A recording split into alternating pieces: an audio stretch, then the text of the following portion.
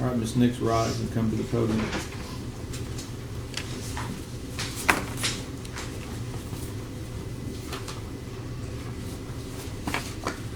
You come over with your attorney here. I sat in this trial. I picked up this case. I started down here July 1. I picked up this case. And I did the motion for motion in limine. And I know exactly what I wrote and what I ruled. You can't use other crimes or acts to show bad character or propensity. There has to be clear and convincing. But it doesn't negate the fact, just because I didn't use that event, it occurred. And it was with two people there. It was with Mr. Nix and Mrs. Nix.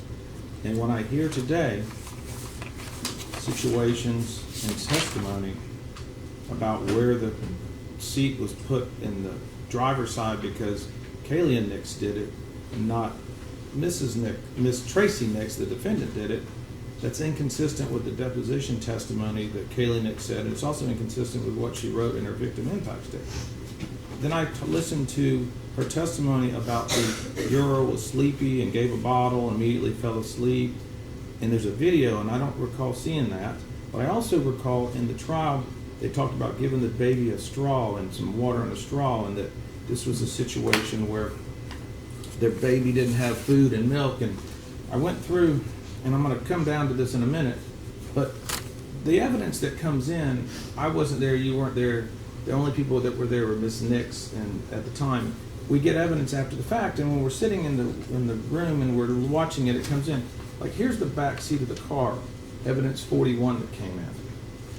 Here's the front seat of the vehicle, 40, where there's wipes and things in a car. And when people go places with kids, they leave objects, thread on the steering wheel, things in the front seat to remind them where they had a child. And I'm not talking about a child that was there, you had an hour-long, 2-hour-long drive. I'm talking a 7 to 9 minute drive.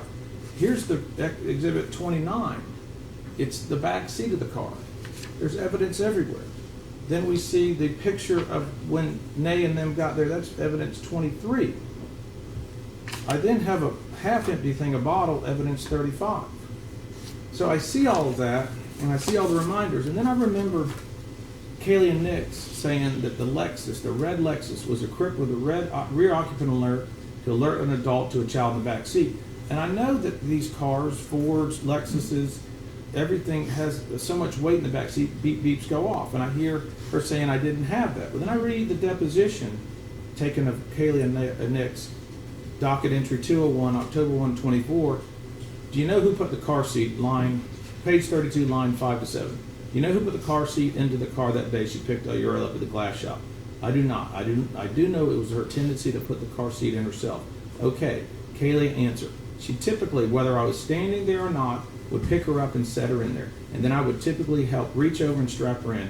But a car has sensors, weight sensors. So that, just like my vehicle, whenever I stop and put it in park and turn it off, there's a loud ding that says, check your back seat if there's weight in the seat.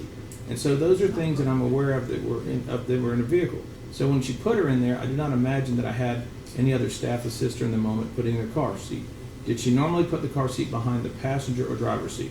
I have her telling me it was in the driver's seat because Kaylee did it, and I have Kaylee saying that it was typically in the driver's seat.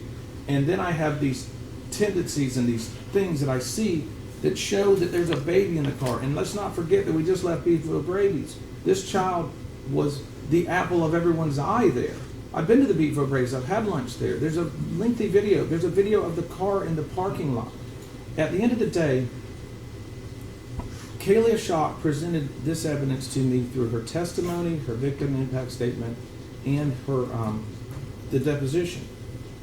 The defense has presented to me the witnesses and the evidence. What I know for a fact is Tracey Nix left Uriel in the car at 2 p.m. for over 3 hours. At no time during the 10,800 seconds that elapsed did she think 1 second about her granddaughter. Uriel Schock was there for 2.5 hours with her that day.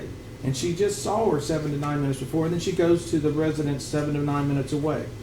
This child, like I said earlier, was the apple of everybody's eye. It captivated, entertained the patrons and the people at Beef O'Brady's, much like a 7-month-old does, a year-old does, a 2-year-old, a 3-year-old does. You know what you're doing with them, and in 7 to 9 minutes, by golly, you know where that child is. And anything to the contrary, and any excuse to the contrary is just that. I heard and saw the body cam footage along with the interrogation room video of Tracey Nix immediately discovering what happened after she has a grandchild passed away. She was distraught. I don't believe there's a lot of remorse in that about her grandchild's suffering and death. Rather, I see her more concerned with her community image and the death of the child. I want to leave. I want to go away. I want to do this. I want to do this. I want to do this. And I hear today the evidence in the testimony, and I get a little more remorse on that, but is it truly remorse? Yes. Tracey Nix, throughout these proceedings, has contended these acts are involuntary. She couldn't form the requisite intent to commit a crime. Her narrative is that she forgot because of senility or by taking her prescribed mind-altering medications. There's no credible evidence to the court that's persuaded this court to mitigate her sentence as the attorneys have requested. This defendant, like many other defendants facing prison sanctions before, is trying to avoid or lessen a prison sentence once arrested and after a jury finds them guilty. They justify what happened rather than accepting blame and truly evidencing remorse. I have practiced law for 30 years. I've sat on this bench for over 3.5 years. I've met my share of people in the Florida state prison system, the federal system, and I understand that they minimize their conduct and they also don't accept responsibility. And that's how it is. And there's a pile of them down at Hardy Correctional that'll tell you the same stories that I heard here today. The ultimate determination of when we do a case, and I excluded the evidence of the experts on the defense side. It's when you look at whether a defendant is competent to proceed, it's my determination in state court, in a trial court. Under the Dougherty v. State case, 149 Southern 3rd, 672 at 678, the trial court is not bound by the reports or opinion of experts. The defense in this case never afforded nor volunteered Tracey Nix to the state of Florida to have her evaluated by its own experts, so the state of Florida, the citizens of Florida, were denied the right to contest the evaluation and procedures and conclusions of the Tracey Nix retained, hired experts. They all say we're here for our time. They come in here, they get paid, they give their opinion. They give their opinion. If it's valid for the defense, they testify. If it's not valid for the defense, they don't testify. I heard this man's testimony. In a competency or an insanity case, the state has the right to contest the evaluation procedures and conclusions of the court-appointed experts. Had she alleged incompetence or not guilty by reason of insanity, the state of Florida and all the citizens would have the state would have had the ability to hire its own experts to evaluate her mental and physical claims. The state was not afforded that here. And that's why we have a 35-year-old law that says you can't bring in diminished capacity. I ruled on that. I'm not going to revisit that ruling. The state, as a representative body for the citizens of Florida, has a right to a fair determination and meaningful opportunity to be heard to conduct its own review of Tracey Nix. All of her defense experts were hired for their time and to defend her.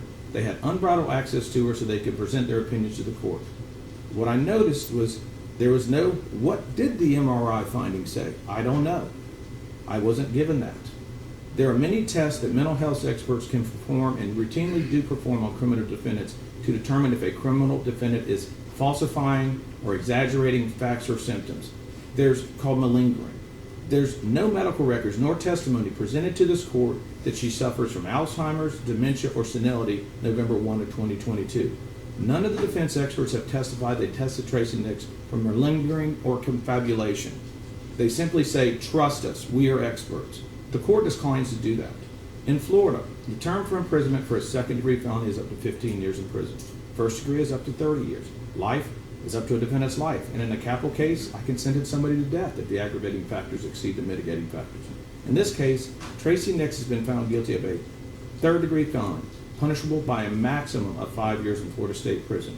On January 15, 2025, a jury found the defendant guilty of one count of leaving a child in a motor vehicle in excess of 15 minutes causing great bodily harm, but in reality causing death, and not guilty of one count of aggravated manslaughter. I've already gone over what I've talked about with the Rule 3.704D9 about the victim injury points. Her score sheet is 44 points. Under Florida law, the maximum sentence I can impose for Tracey Nix is 60 months or 5 years in Florida State Prison. For me, as a trial court, to impose a departure sentence, it's a two-step process under Banks v. State. 732 Southern 2nd, 1065, 1067. First, I must determine whether I can depart. That is, whether a legal basis exists for the departure sentence that has been established by a preponderance of the evidence. 2, even if a valid and supported legal ground exists to permit a departure sentence, the trial court must still determine whether it should depart and whether a departure sentence is the best sentencing option in a given case. 2 facts the defense argued in their motion to mitigate. 9, that Tracey cooperated with the state of Florida to resolve the offenses she was charged with on November 1, 2022. The court finds that not to be the case here.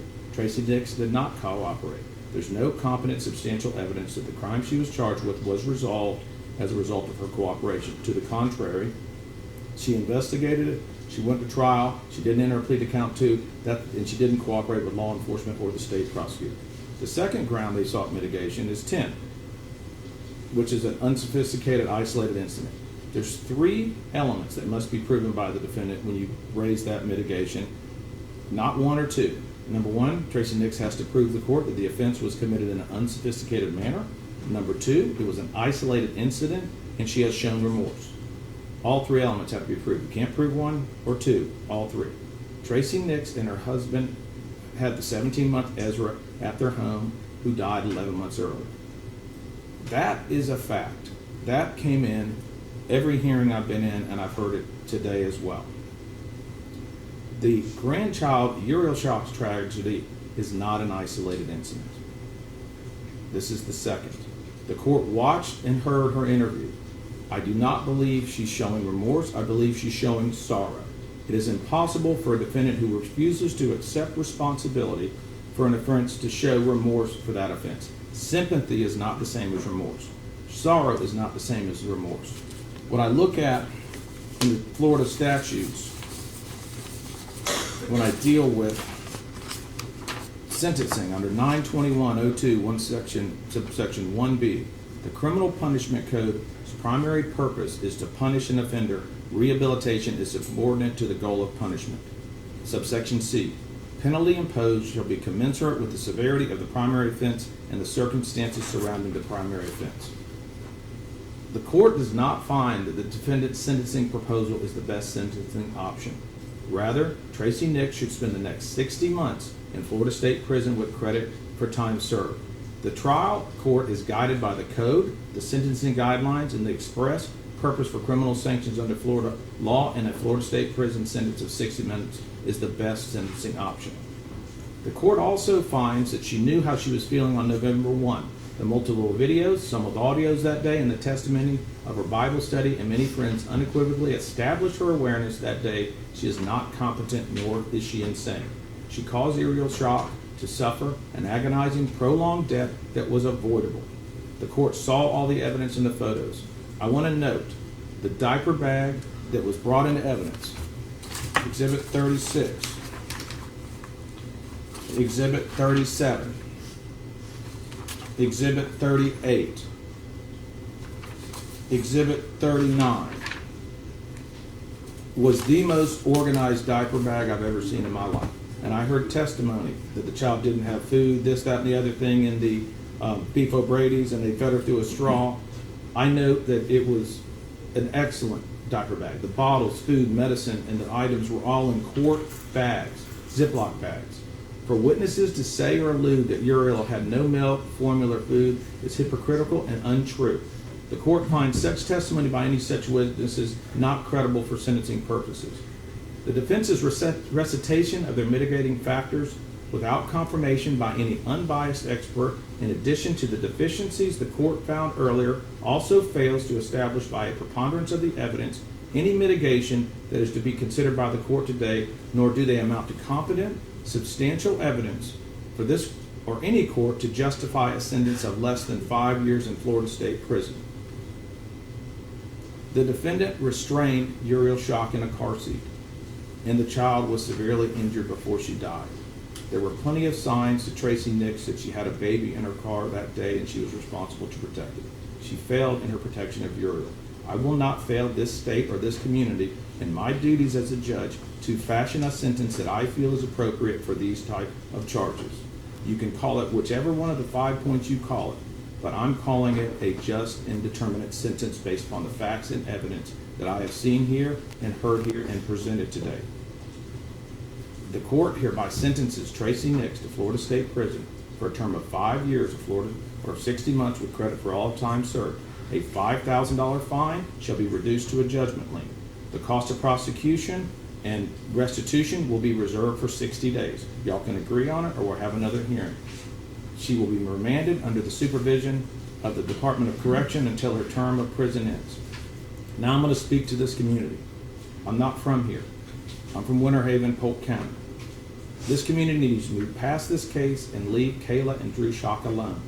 Let them and their 2 children live in peace. This family has lost 2 children, Ezra Schock and Uriel Schock. The tragedy of this case is undeniable. A baby's life is over way too soon and a family has been severely impacted in unimaginable ways.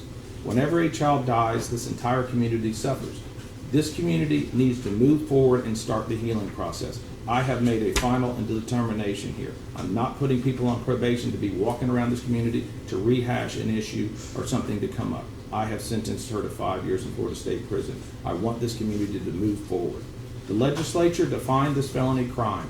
A fair and impartial jury found Tracey Nix guilty, and I, as a circuit judge for Hardy County, have sentenced her accordingly. Ms. Nix, you have 30 days to appeal the judgment and conviction of this court. If you cannot afford an attorney, one can be appointed for you without cost for appellate purposes. The state, do you have anything further I need to deal with? Your Honor, to head off an issue will waive cost of prosecution, so we don't have to have hearing. Okay. Do you want to reserve on restitution? If you don't, you can reserve it, and then you can either agree, disagree, or say, Judge, we're not having it, it'll go away on its own. Your Honor, we can reserve it, and it'll probably go away on its own. Okay. Mr. Fletcher, anything further we need to go with? One thing I have to say as her attorney, May Nix Day, and I think, I don't know if she's still here, Alex Amanda Fletcher testified there wasn't any car. I understand. I understand. Okay, because you said that, I thought you said there was. You're talking about the car seat? Obviously, we disagree about the remorse. I'm not going to argue with that. We also have a motion for supersedious bond. You're absolutely correct. Once you file your notice of appeal, the supersedious bond statute will go into effect. You'll then have a hearing on your motion. But the first event that has to happen is the notice of appeal. Once that's happened, send it to my JA for your information. Ursula Nathy is my current JA. Next week, my new JA will be Julie Cochran. Her email address will be circulated on the website. It'll be J. Cochran. So file your notice of appeal. You can either reiterate the motion you've already done on supersedious bond or file a new one, and then I'll set a hearing time that's commensurate with both of y'all's calendars. Mr. Coleman and my JA will work with you on that, okay? And if you're not going to handle the appeal and you got a public defender, please get your paperwork in sooner rather than later. We have an attorney. Thank you. Court's adjourned. All right. And I'm adjudicating her guilty, okay? For the record.